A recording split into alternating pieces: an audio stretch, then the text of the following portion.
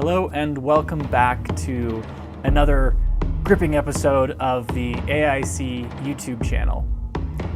Each week for the past 6 months, Jonah Whitcamper and I have been recording a call series with some incredible presenters and some wonderful guests.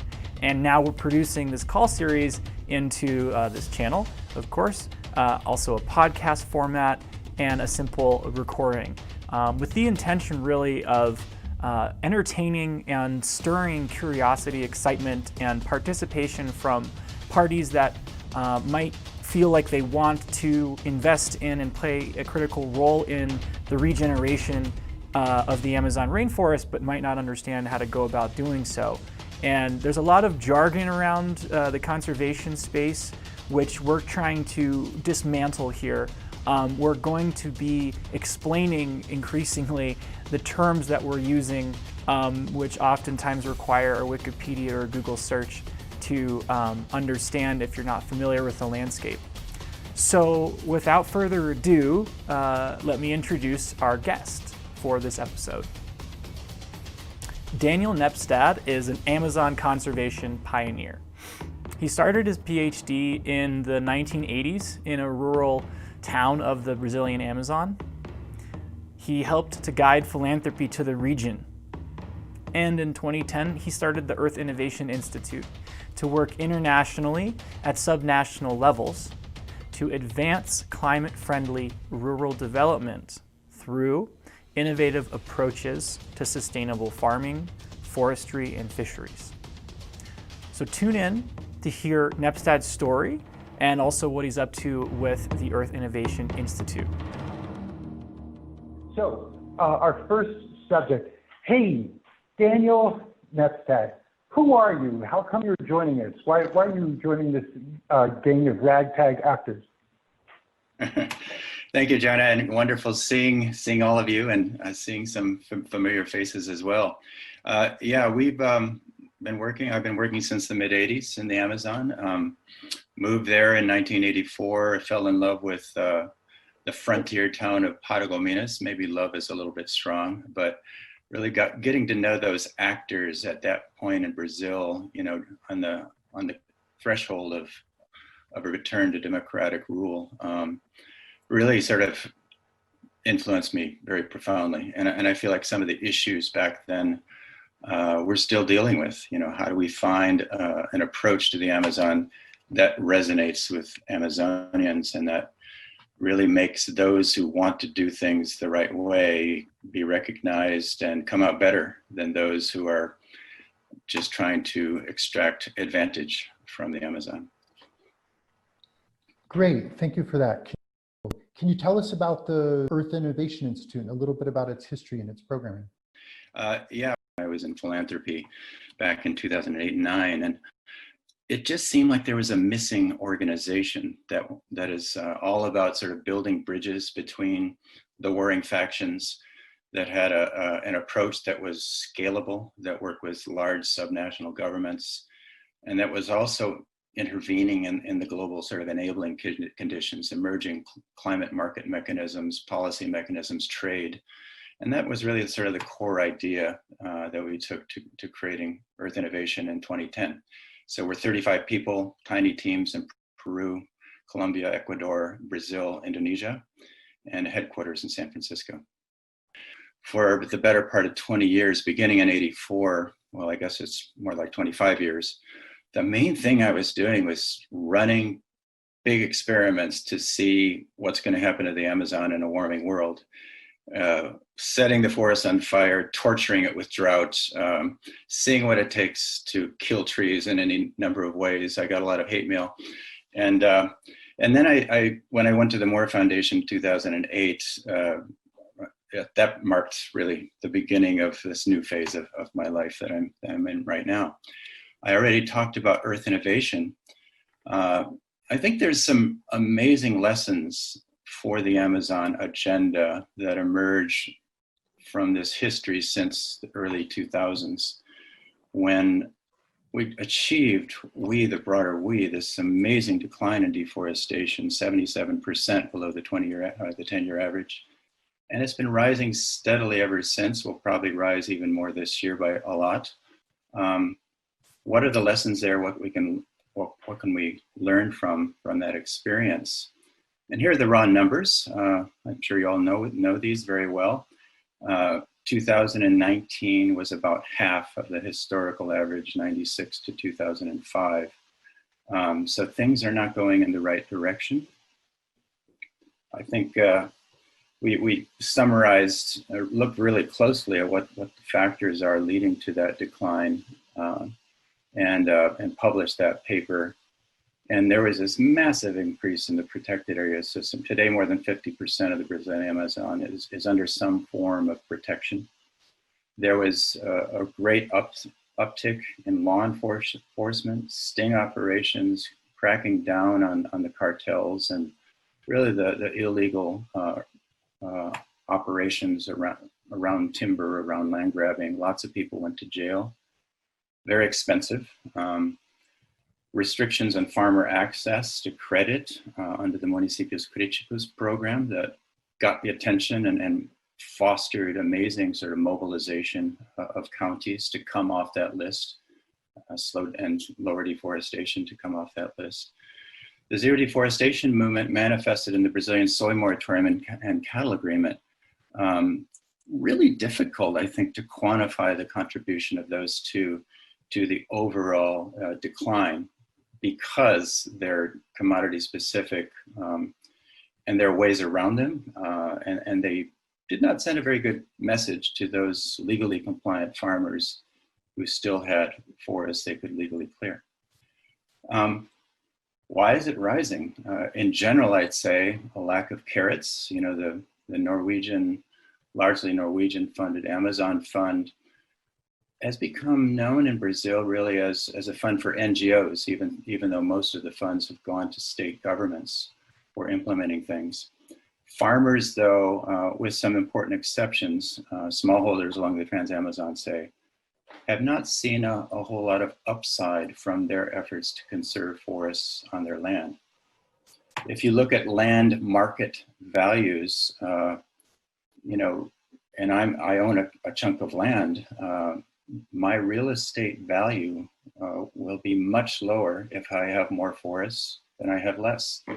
And these are real land market numbers on the left. That's just for cattle. The difference is much bigger if you compare forested land to soybean and corn land, agribusiness land. On the right is just taking the EPA $100 a ton value for carbon, $100 negative impact on the global economy through climate change. And that same hectare of forest is worth $55,000 on average. So this is a massive market failure. What's interesting, though, is that farmers are looking to close the gap between 400 and 1,400, not between 1,400 and 55,000. So we can have huge benefits for the global economy and solutions to climate change if we can close that gap between 400 and 1,400. Vicente da Riva, he's a farm leader in Alta Floresta and Mato Grosso. He has kept, largely because of his daughters, I think, one of whom is our board member, Chita, 90% of his farm in forest. His farm is worth a lot more, as we discussed, and he wants to shift to integrated crop, livestock, and tree production. And he is struggling to get a loan because his farm is not worth enough to be used as collateral. And I think that's definitely, you know, part of the problem we're facing today. He also is just fed up with the forest agenda. He doesn't like the way people talk about him and his sector. He feels like he's not getting the help that he needs or the recognition. And I think we've lost a lot of people like Vicente da Riva over the last few years. There's a larger challenge I think we're facing, though, that maybe is illustrated in last year's Amazon fire crisis. You know, some of the media, you know, lungs of the planet are on fire, Amazon belongs to the world, that Macron came out with, and you know, there was a palliative response, send in the army, ban fire, even though there is a fire permitting system. In reality, Amazon forests are about net zero in terms of oxygen. Healthy forests did not catch fire last year. They could this year. It's a lot drier this year. It takes a lot of drought for a forest to catch fire.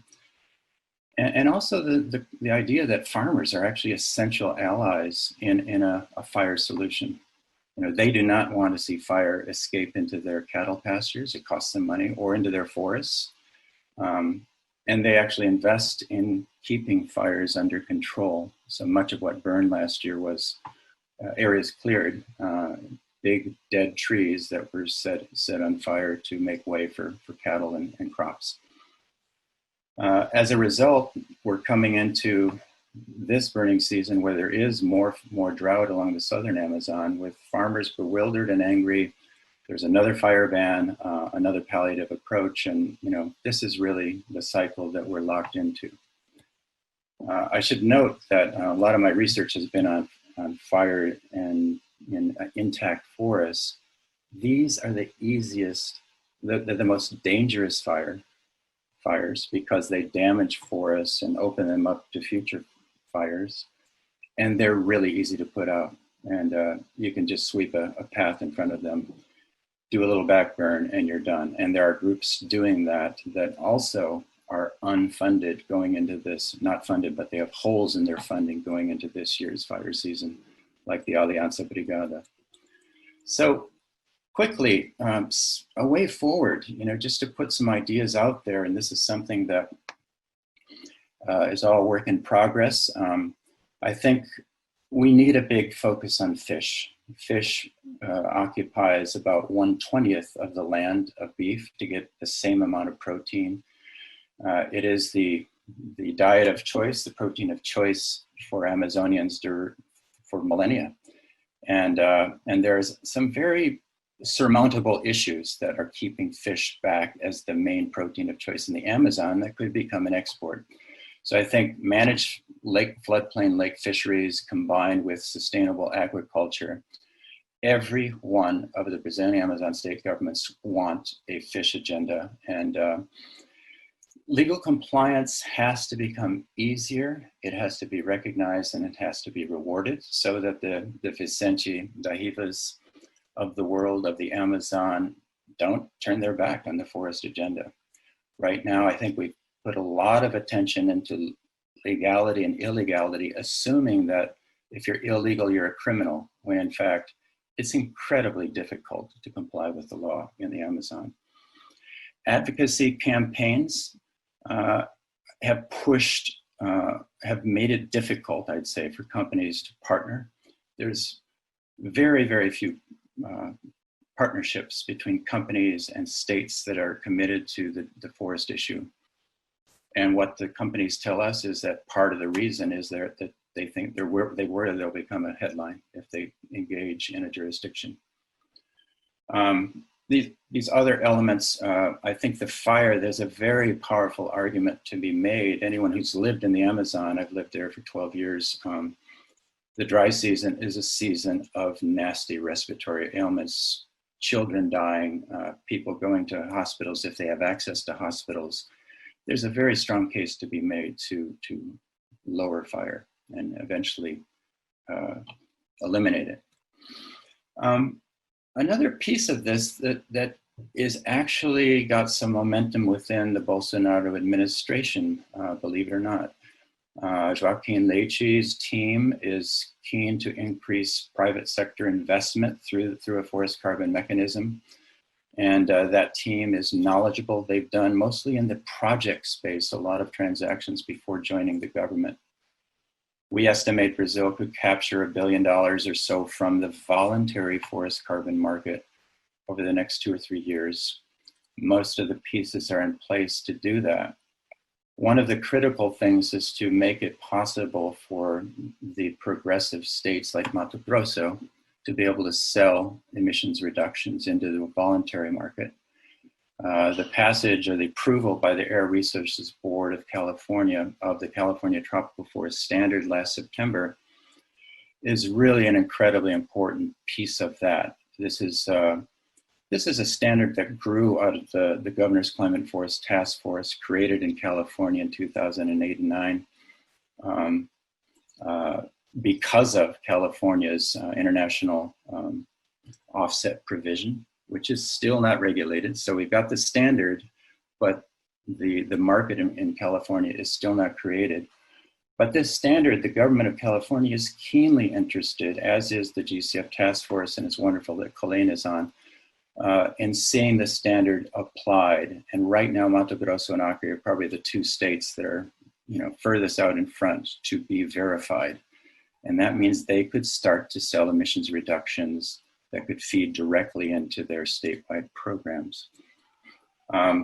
Just as a quick reminder, Brazil has avoided about 8 gigatons, 8 billion tons of emissions by lowering deforestation. There you see the FCCC approved reference level. It notches down every 5 years. 4% of these emissions reductions have been compensated through the Amazon Fawn Fund or the German-UK Bed for Early Movers program. Why should we focus on Mato Grosso? Mato Grosso's produce, conserve, include strategy would keep, if successful, about 4 billion tons of carbon out of the atmosphere and in trees. Obama's Clean Power Plan would have done about 2.6 billion tons, now being dismantled by the Trump administration, of course. Mato Grosso is also an agricultural giant that's reduced deforestation more than any other state. Also, Mato Grosso's got an amazing indigenous peoples consultation process underway with all 45 indigenous nations. Governor Mauro Mendes, who is himself a businessman, he wants to continue with his agenda. He wants Mato Grosso to be really this shining example that forest-friendly development works, that it creates jobs, that it attracts investments, and that it is socially inclusive.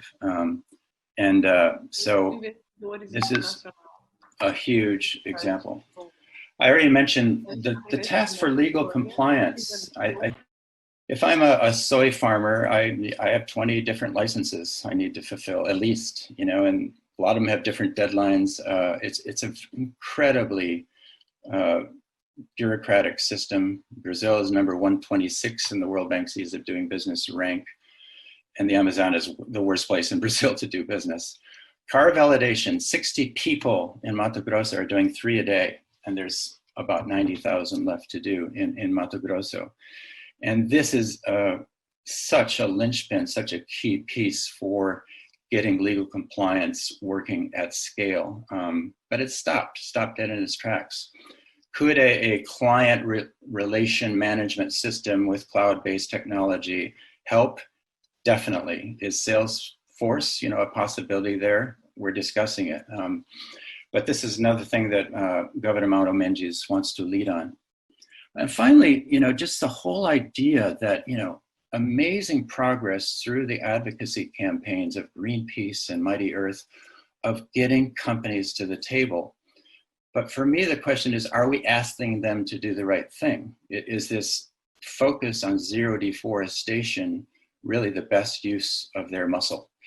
And especially if it's scaring them away from partnering, and we've had direct experiences with many companies that just said, I'd love to put money into this jurisdiction, but I can't. I think we'll get attacked. And so I think optimized campaigns could actually incorporate the concept of safe havens, states where progress is being made towards forest-friendly development, and not start with sort of the definition of perfection as the ground rule. Companies actually have struggled, any of them, to come up with zero deforestation supply chains, even though the deadline is upon us for those pledges.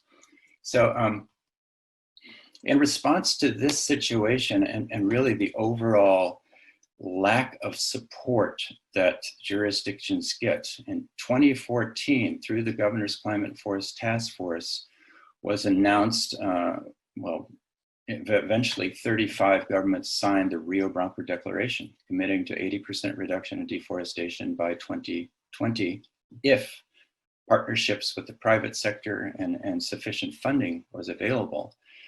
and it was largely ignored. The only funding mechanism that came through specifically for that declaration was the Norwegian 25 million commitment, and that is, had been put to work for these jurisdictions to develop their low emission development strategies. But I think we need more. We need to meet jurisdictions where they're at. Those that want to take on a commitment need to get instant publicity, congratulations, support. Part of that could be it gives them overnight a safe haven status that's recognized by the advocacy groups and allows these partnerships to flourish, which can give some very quick political coverage to local governments who are taking on a very risky thing, challenging the status quo and saying we want forest-friendly development. In a nutshell, right now we have 10 founding members of Tropical Forest Champions, some half of the Amazon or so, including Mato Grosso that's coming in now, Tocantins and Acre are the others in Brazil. Basically every government we've talked with and they've said they want to join, and it's just a question of formalizing that.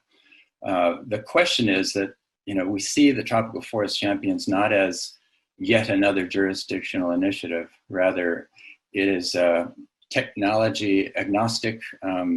If it's, certification, jurisdictional certification through the RSPO, or if it's the verified sourcing areas, or if it's the commodity jurisdictions approach, we think that all of these initiatives could, include the Tropical Forest Champions approach, which is basically meeting them where they're at, defining these meaningful steps of progress, and associated with each of those steps are benefits and publicity and recognition. So I think that's it. Thanks for your time. Happy and eager to discuss. Great. Thank you so much, Daniel. Now it's open debate. Hi, Jonah. Hi, Daniel. That was really great. Thank you so much for that presentation. I was listening to you talk about legal compliance, and I'm sure there's a lot behind that. What you meant by that. One question I had was whether or not in the areas that you're working in, there's a relationship between the status of land tenure of the landholders and land market value, access to finance and investment. In other words, to what extent is land tenure or lack thereof a driving factor of the work? Yeah, land titling is a huge problem in Brazil. There's been, I think land titling is a key, and people like Jose Benatti, who's a land tenure lawyer and professor, his basic feeling is let's get people legalized in their land claims for those legitimate claims. And once they do, they can access credit, they can develop their properties with security. And the problem is, it's like, how do you define that legitimate claim? And so there's tons of illegal land grabbing claims that would love to get land titles. And in my view, there's no perfect solution. And I think we just need to draw a line and say, these folks are going to get land titles and others are not, and send a very strong signal that just grabbing land and clearing forests is not the path to a title. And so I think it's important to remember too that land speculation is an incredibly strong driver of deforestation that thrives where there's very little presence of the state. So Mato Grosso does pretty well in terms of land titling compared to Pará. But yeah, it's a really, really nasty issue to try to resolve. Thank you. Any other questions? Yeah, if I could come in. Go for and it. on your chart with the land values, you look at forest land, deforested land, and then the potential value in climate terms. But you don't mention the potential value with better science and research and really getting into bioeconomy and wild ideas we toss around in the Amazonia 4.0 program. What if we had an MIT for the Amazon and we really got down even to the microorganisms and all the treasure that's there. It's like a Chinese library 5,000 years ago that nobody can read today. We haven't researched it. So I was missing a little bit an extra column with a big question mark in it. What could the value become if we had a much more sincere and sizable investment into research? I guess if you know of some good estimates, I'd love to see them. You know, I think there's huge potential that has yet to be tapped in a meaningful way, and I think the genetic diversity on a hectare of forest has huge economic potential that's not realized. You know, the one column I was thinking of adding in there was the value of forests to ameliorate extreme weather. You know, I think that's not part of, you know, the bioeconomy, but it's a value that farmers really appreciate. You know, there was a 20% reduction in soy production in Mato Grosso during, was it 2016, I think, because of severe drought and temperatures. And the farmers with more forests on their land, you know, it goes out a few hundred meters into the crop. And Avery Cohen's done a lot of work with this. And I think those are the sorts of things where we can start to, you know, from the perspective of the farmer, demonstrate the value of forests. But I completely agree with you that there's huge potential in Amazon 4.0. Thank you. I also think it may be worth mentioning Cacao. Do you want to talk about the X Prize that you guys are funding? Hi, sorry, I was muted. Yeah, we are not, the X Prize, it's not specifically focused on research, for instance, and but I think there is, the prize is a comprehensive prize. It's a $10 million prize divided in some categories. I'm going to just put the link to the prize here for you guys, but the main idea is to kind of bring together as many people as possible, as many groups as possible, to survey biodiversity in the rainforest. And we are not only talking about the Amazon, but of course, if we're talking about the rainforest, we are mainly talking about the Amazon. And the big target here is to understand how technology and how research advanced and how this sort of sector can show the quote unquote value of the standing forest, because as we can see, as Daniel was speaking, there is like this conversation yet to be made between many sectors. And I think what we are seeing here is an opportunity and a challenge to kind of build bridges between who is talking about conservation and who is talking about bioeconomy. I mean, not bioeconomy, but how to make money out of the forest. And I think that bioeconomy kind of brings a new approach to that. And the idea of the X Prize is to serve as a financial possibility for as many teams as possible to kind of discover how rich the biodiversity is, what kind of things we are overlooking. Because when we talk about the Amazon, when we talk about the rainforest, there's so many species of animals and plants and whatnot that we don't even know about it. We know that it's very under-surveyed. So the main focus is biodiversity, but I mean, of course, all the other subjects that we've been touch pointing here for sure are connected to that.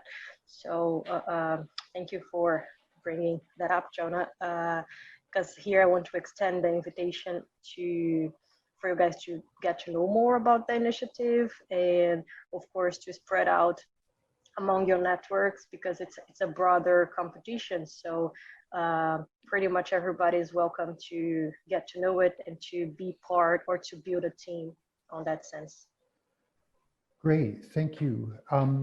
I'm going to call on Raquel. So I'm Raquel, I'm from Brazil.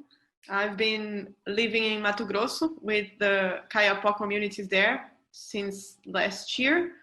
Now for the pandemic, I'm back to São Paulo, but I'm actually here to listen more about how you are engaging with the communities, especially because I think this is very important, and I'm here to do this kind of bridge between them and the opportunities and things that are happening outside there. So just coming here and letting you all know that I'm here to collaborate as much as I can with all of you. Thank you. So I'm just going to reframe a little bit. So Daniel, there's a lot of controversy around economic development in Mato Grosso, and consultation with local communities is obviously clear. If you could give us, clearly important, if you could give us a little bit of insight on consultation with indigenous communities in Mato Grosso. Yeah, sure, and a great question. The reason it took a decade to finalize the tropical forest standard was the issue of consultation and free and prior informed consent, et cetera. And here's another place, I think, where the Governor's Climate Forest Task Force has been tremendously innovative, where there's a set of guiding principles for collaboration between indigenous people and local communities and subnational governments that's endorsed by AMPB in the Mesoamerica, by Aman in Indonesia, Quaker, and another 15 or so indigenous peoples organizations. And it's about securing rights, implementing those rights, recognizing those rights. It's about livelihoods, and it's about participation and having a seat at the table. And I think it's one of the most vivid examples of that, I'd say, is Mato Grosso, where partly because of the prospect of attracting red money at the jurisdictional level, there was a consultation process designed. We hired Simone Ataiji, who you may know, she used to be with ISA, to come up with that design that it was mostly implemented to get to the indigenous peoples sub-program of the Red for Early Movers program. And so instead of having a single indigenous leader represent 45 nations in what was the climate forum, the Red Forum of Mato Grosso, the consultation is reaching all 45 now, and they have a seat at the table. FEPOIMCHI is the federation that sort of brokers that and implements that consultation. And so there's a whole plan to invest, I believe it's 11 or 12 million euros in the indigenous lands of Mato Grosso through this program. We have an article, a peer-reviewed paper on the guidelines I can share with you too if you're interested. But ACRI has a similar program, and I guess for me the bottom line is, are these jurisdictional strategies a way to give indigenous people and other traditional communities a seat at the table that they've never had, and to get the rights secured in advance. And so it's sort of the flip side of it being a threat. It's an opportunity. So first Danielle, then Maria Amalia. Okay, terrific. Thank you, everyone. So my research was in Mato Grosso, focusing on measuring the impacts of fire and logging in the long term. And one of the things that I'd love to hear your thoughts on is kind of the issue of bridging that accountability deficit that comes from not having the research to support an operational carbon monitoring system. That because fire is so variable, and the residual carbon stocks that remain after 1, 2, 3, 4 fires, 5 fires can vary so dramatically. Are we actually measuring the natural asset in an objective, transparent way? And the second part of my question is, I think more and more recently, I'd love to, I'm echoing this sentiment that seems to be held by many others here, that, biodiversity really is the cash in the bank. It doesn't lie, so to speak. It's the old finance expression. And I think that what are your thoughts on the how we can bridge these accountability deficits that come from inadequate research. Now we have the technology. Are there, when thinking about forest-friendly investments and capitalizing on around natural assets, has biodiversity been a part of the conversation in any kind of relevant way? Maria Amalia. Yeah, no, also very quick. Just I hear farmers. I'm wondering if you're considering collective land ownership in communities that could be involved in these solutions as well. You know, there's a lot of the problems there are exactly, and that, you know, resettled or extractive reserves or indigenous territories that could be engaged in better solutions, economic as well. And are you considering those? Because I didn't hear that in the presentation. Great, thank you for those two excellent questions. On accountability deficits, you know, I think the first step is, you know, there's no equivalent for deforestation applied to forest fire. We do not have annual estimates of forest fire. So I completely agree with your point that, you know, if you have a hammer, in our case, a good thing system for measuring deforestation, everything looks like a nail. So that all the debate has very much been focused on deforestation because that's what is measured reliably and easily every year. And forest fire, last year I say we're unaware of large forest fires that occurred last year, but we have no way of proving that. So I think we do need, and the tools are all there for INPE to implement a really good forest fire scar mapping system that includes biomass. And I think then currently there's no forest carbon money flowing to avoided degradation. So I think, you know, we don't have an issue yet, unless there's regional fires that are really starting to lower the carbon content of these forests that have been monetized some way. But we're so far from that, I'm not really worried, since 96% of emissions reductions have not been compensated yet. I think the issue of biodiversity, and it gets to Marita's question too, is, you know, I look at the example of acai, you know, and how I used to work on acai in Belém, and how it took off is so unpredictable, and it's clearly an example of Amazon biodiversity gaining a global market and value that it's now being planted across the Amazon, and the traditional island systems in the islands around Belém are still there. But I also remember the National Cancer Institute doing its survey, you know, back in the 80s and early 90s for looking for new medicines. And it was a hard time. So we know this potential is there, but we still haven't figured out how to translate it into money value. And my response to that is, yes, we need an MIT for Amazon 4.1. But I think we cannot ignore, we've got to work with the economies that we have today as well, and make them more sustainable and take their edge off, and really sort of tame the wild frontier, if you would. And with regard to collectively owned land, you know, I guess I would refer back to these guiding principles. And I think Peter put up here the article I mentioned, and the principles themselves you can get on the GCF Task Force website. But they refer to indigenous people and local communities, including agro-extractive communities like in extractive reserves, including quilombos. And the idea is to really sort of listen. What I hear from a lot of community leaders is, okay, we've got our rights, our land boundaries are secure, but we do not have enough money to have dignified living, you know? And I think all of those things need to work together: security of rights, economic opportunities, and participation in the public-private policy dialogues that are moving forward. And so I see great potential. So the quick answer to your question is yes. And I think we need a lot more sort of focus on those processes like the consultation in Mato Grosso to make sure that they're good and really addressing the core needs.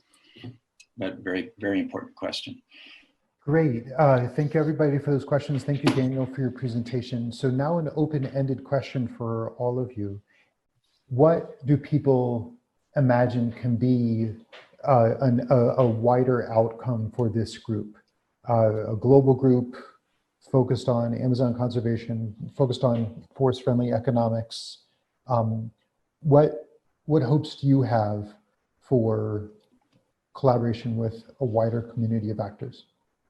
Marita, well, I think, you know, starting from Dan's presentation and you know, other suggestions that come up to kind of put together, I mean, there's so many different talents and knowledge and economic activity areas just on our screen tonight. To get an alternative model for Amazon, for the Amazon future, with the forest and with economic development and debottlenecking processes and improving market mechanisms, and it's a mosaic of things which have to come together. And I find the debates of the past year is always so understandably reactive. You know, there's a fire, there's deforestation, and in a sense we have to leapfrog to really imagine and put together an alternative image of governance, of science, of actual case material. And I think a group like this could have the potential. So that would be very much my wish, reinforced by the work we do right now. We're just trying to create a website that puts together all the good courses and all the knowledge and the projects, failed or good, on bioeconomy of the past. I mean, there's so much knowledge that can be taken advantage of. So congratulations that you're trying to move ahead with something. Great, love the vision. Other brainstorms? Just to add on that fabulous suggestion that I can totally get behind, I'd love it to be a kind of purpose-driven hub. And I don't have any specific propositions except to make it kind of perhaps the final thing be a proposal of some sort, so that it's, you know, not just a kind of a hub of information, but purpose-driven you know, some kind of action in a proposal form, which that's, so a driven, you know, something forward thinking and tangible and concrete. We've heard an MIT for the Amazon. What about a Silicon Valley for the Amazon? Oh, fabulous. I love that idea. Other contributions, other brainstorms? Well, yes, I was just looking at your outputs here, and the number 2 is basically where we focused all our grant making. And there's a lot of dispute, there's a lot of, now with COVID, in fact, a lot of things have changed, and the dangers have increased, and the dispute, and so there's a number of things there that if they're not solved, I don't think there's any way to do anything else. I mean, in terms of the rights of the access to legal defense. So a lot of our funding is being focused on that. And we're already thinking past COVID, because one is the emergency. We're actually able to fund a very great number of communities. And now we're already looking at what else is coming. And I think that somewhere in there, the whole social justice issue, that, you know, and in a number of institutions that we've been working and partnering with that have very strong access to the local communities, that have been supporting them legally. There's a number of issues here that I don't see we could just ignore if we really want to, you know, to make something of this dimension really work. So with all of the, you know, with all of the items and outputs you're looking at, I think the number 2 is where, for example, we could contribute best with our experience. Tell us what output number 2 is.